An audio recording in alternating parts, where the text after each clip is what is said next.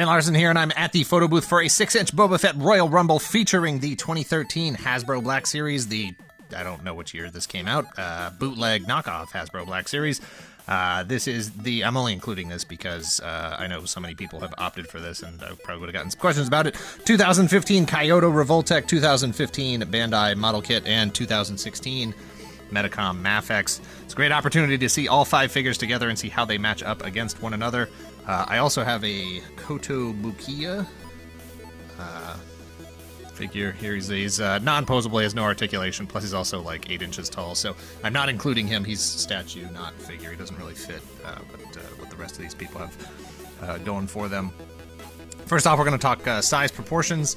As far as size go, height-wise, they're all pretty close. Revoltech coming in at the shortest. Weird that these two are not the same height, but that's what you get with a bootleg. You're not going to get the same kind of quality, you're not going to get the same materials, and you're not going to get necessarily the same proportions. You're going to get a lot of mold degradation.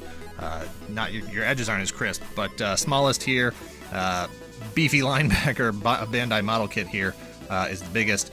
Proportions-wise, this has got to be the best. The helmet, looks like it's properly sized to everything. He's not big and beefy like this. He's not scrawny over here, although when you see him, in the films, he's actually a pretty scrawny guy. But for me, I prefer the proportions here. Just lining them all up like this. Stance is a little too wide on these guys. Can't get their feet really any closer together. And they're a little too bulky for me. I prefer over here. Although this guy painted up, I've seen him painted up very nicely by some pretty fantastic model makers, and painted up, he looks pretty sharp.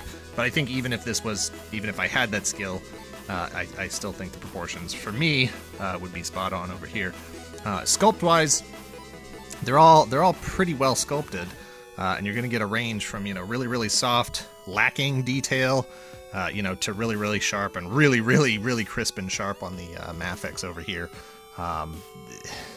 The stuff, everybody's got everything, the shoulder pads, the ribbed sort of undersuit there, the little bits and bobs and stuff. But for me, again, Mafex it's the sharpest, crispest detail.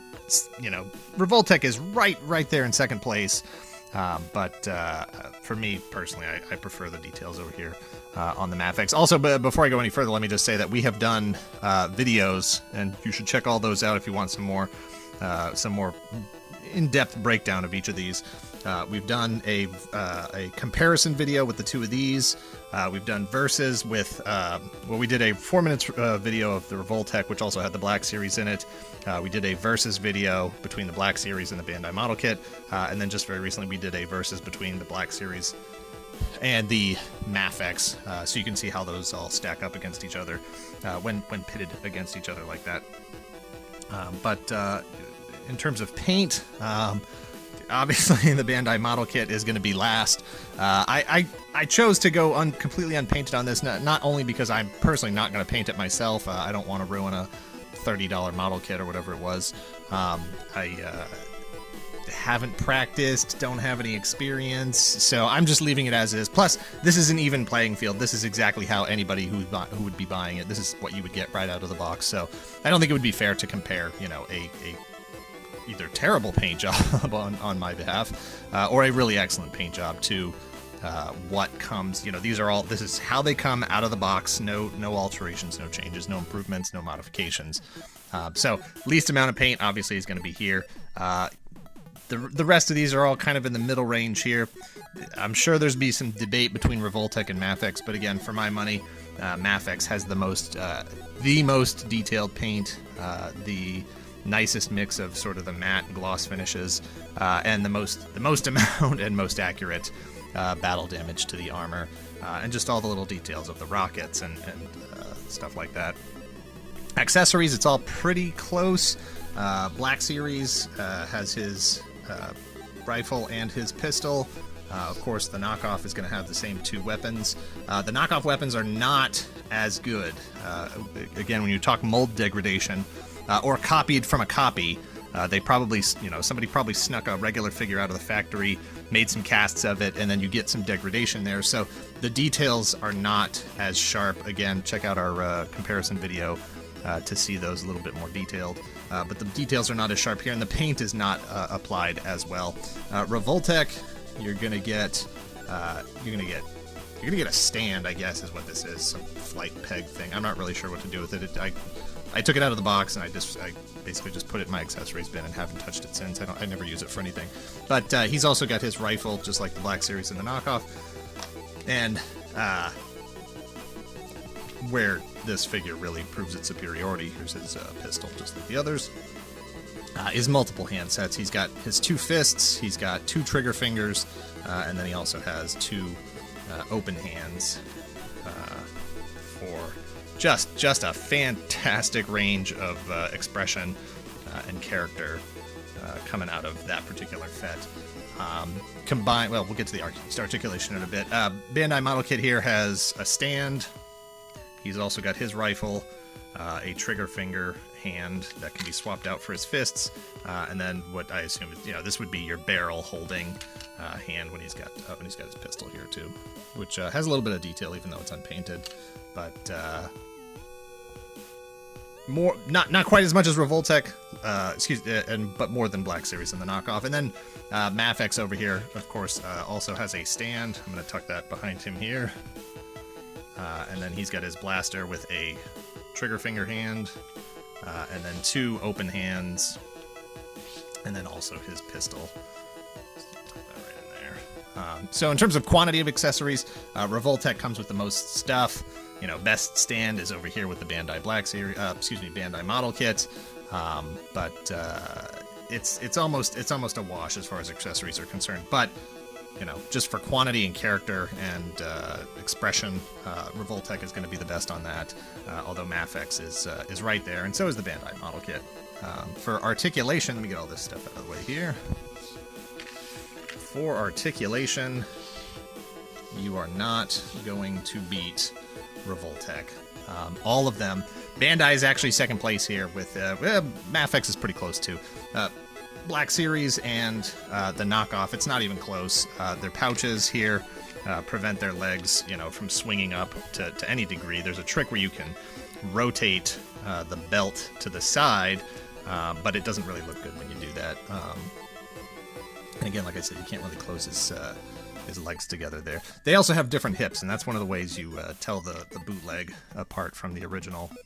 The hips are considerably different, just the way that they're constructed. You're not really going to be able to see them on here, but it's a totally different mechanism in there that does not help with posing. But Revoltech, double jointed knees and elbows, and actually double jointed shoulders, which can be weird, but that's a Revoltech thing. His shoulders actually don't look good, and there's almost no position where they look good. They look a little droopy here, but joints everywhere, including joints on his pockets, wrists, just ankles everywhere. Bandai model kit, pretty good, but not as good as Revoltech. And Mafex, for my purposes, for posing, for shooting stuff, for posting on Instagram, I don't mind the limited posability on the Mafex because Boba Fett himself, didn't really do that much in the movies. So I don't mind. You can get a perfectly fine, standing there looking like a badass pose with the articulation that it has.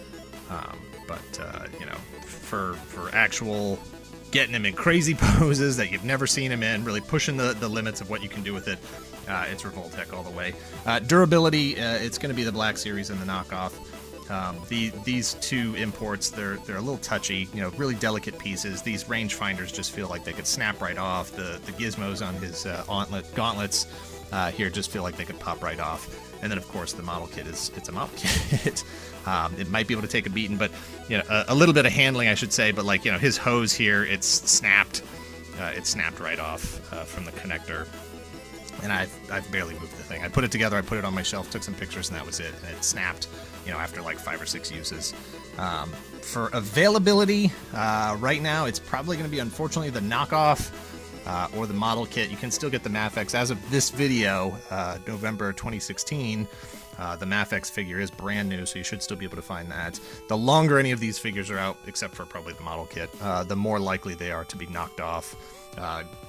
An original Hasbro Black Series Boba Fett right now is pretty costly, and it's probably not worth it, especially when you have other options at this point.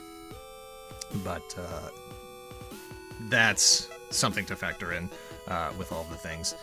Again, for my purposes, I appreciate where we started with the Black Series and how far we've come. They all have their own uses. Obviously, the knockoff just doesn't do anything for me. The model kit, I would love to have it professionally painted by somebody who knew what they were doing. But, I also kind of like it as a sort of cartoony, kind of flat animated kind of look. But that's not really what it was intended for. And, it comes down to these three and what you really want. I wouldn't get rid of the Black Series because I have so many other Black Series figures, and I want to have that whole collection. But I really think, ultimately it comes down to the two of these guys for posing, for having fun, shooting pictures, posting them on Instagram, all that kind of stuff. And while it was Revoltech, ultimately the Mafex really has done a fantastic job of covering all the bases, of putting together a really fine figure.